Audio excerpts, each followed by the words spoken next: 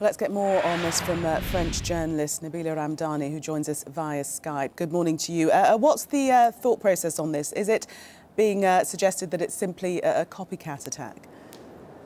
Well, it's of course, too early to jump to conclusions, but the attack, the stabbing of the French soldier has all the hallmarks of the copycat attack of what's happened in London, in fact. And the French Interior Minister is suggesting as much by saying that the attack has elements of comparison with what happened in London.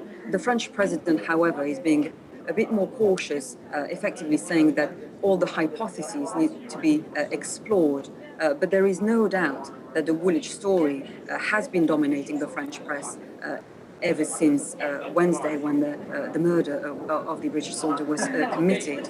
And the French prosecutor's office are actually looking at the story from a terrorist point of view, and they classified it as a terrorist incident, and the manhunt is still going on.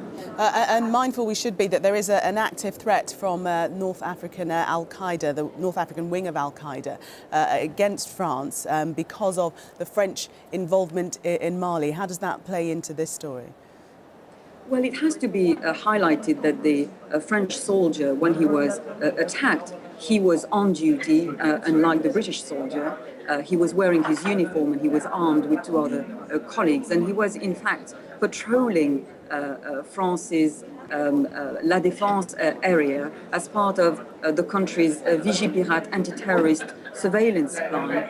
The country has stepped up its security in the wake of the French intervention in Mali, and even more so with the latest involvement of the country in neighboring Niger. So these are elements that the prosecutors are bearing in mind, and of course the very fact that the police described the alleged attacker as a 30-year-old man of North African origin wearing an Arab-style garment also seem to suggest that the investigators are looking at the Al-Qaeda trail in particular. And it has to be put in the context of perhaps the rise of Islamism in France and Islamist attacks. Remember that last year only Mohamed Merah killed 3 soldiers in the city of Toulouse in the southwest of France, 3 soldiers who were involved in Afghanistan, along with 4 other people, including children. And Merah, it emerged, was involved in terrorist activities and had been training in Al-Qaeda camps in Afghanistan, and even had Al-Qaeda links with organizations in London. Now, we know, Nabila, that France is on a high state of alert at the moment. In your estimation, is that likely to be increased further?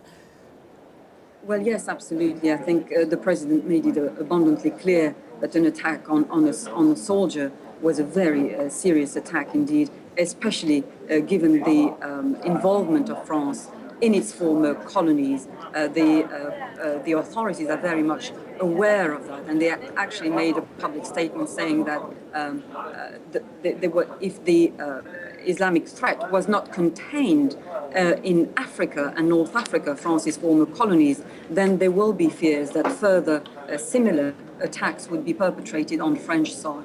Nabila Ramdani, thank you. French journalist there, Nabila Ramdani.